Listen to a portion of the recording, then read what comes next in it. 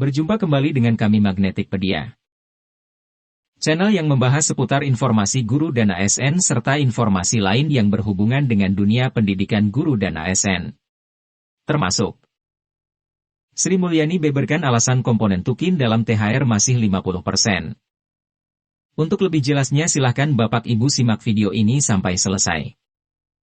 Tapi sebelum kita lanjutkan, bagi Bapak Ibu yang baru saja menemukan channel ini, silahkan Bapak Ibu tekan like dan subscribe-nya, serta tekan juga lonceng notifikasinya agar Bapak Ibu mengetahui informasi terbaru dari kami. Sri Mulyani beberkan alasan komponen Tukin dalam THR masih 50%. Dikutip dari Kompas.com, pemerintah telah mengumumkan ketentuan terkait pemberian tunjangan hari raya, THR, bagi aparatur sipil negara, ASN. Pada tahun ini, ASN akan menerima THR sebesar gaji pokok dan tunjangan melekat beserta 50% tunjangan kinerja, Tukin, atau tidak berubah dari tahun lalu.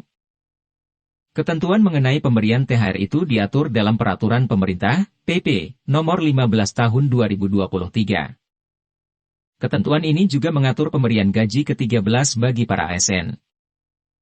Menteri Keuangan Sri Mulyani Indrawati mengatakan, penanganan COVID-19 memang sudah cukup terkendali. Namun, pemulihan ekonomi dinilai menghadapi tantangan global yang sangat tidak pasti, terutama dalam bentuk perlambatan ekonomi global, kondisi geopolitik yang mempengaruhi kondisi ekonomi, dan tren kebijakan moneter untuk menangani inflasi yang cenderung tetap. Maka kebijakan pemberian THR dan gaji ke-13 disesuaikan dengan tantangan dan kondisi saat ini, kata dia, dalam konferensi pers, Rabu, 29 Maret 2023. Bendahara negara itu mendetail, komponen pemberian THR yaitu sebesar gaji atau pensiun pokok dan tunjangan yang melekat, tunjangan keluarga, tunjangan pangan, tunjangan jabatan struktural, fungsional, umum, dan 50% tunjangan kinerja per bulan bagi yang mendapatkan tunjangan kinerja.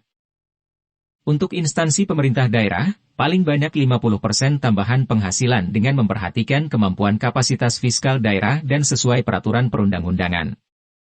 Sementara itu, untuk guru dan dosen yang tidak mendapatkan tunjangan kinerja, tambahan penghasilan diberikan 50% tunjangan profesi guru serta 50% tunjangan profesi dosen. Pencairan THR direncanakan dimulai pada H10 Idul Fitri, di mana Liter dapat mengajukan SPM ke KPPN mulai H10 dengan menyesuaikan penetapan cuti bersama oleh pemerintah dan dapat dicairkan oleh KPPN sesuai dengan mekanisme yang berlaku. Apabila THR belum dapat dibayarkan sebelum Hari Raya Idul Fitri, THR dapat dibayarkan sesudah Hari Raya Idul Fitri. Sebagai informasi, sejak pandemi COVID-19 merebak, komponen THR ASN memang mengalami penyesuaian. Pada 2020, THR hanya diberikan kepada ASN di bawah eselon 2 beserta pensiunan, dengan komponen gaji pokok beserta tunjangan melekat tanpa Tukin. Pada tahun berikutnya, komponen THR yang diberikan tidak berubah, namun seluruh ASN mendapatkannya.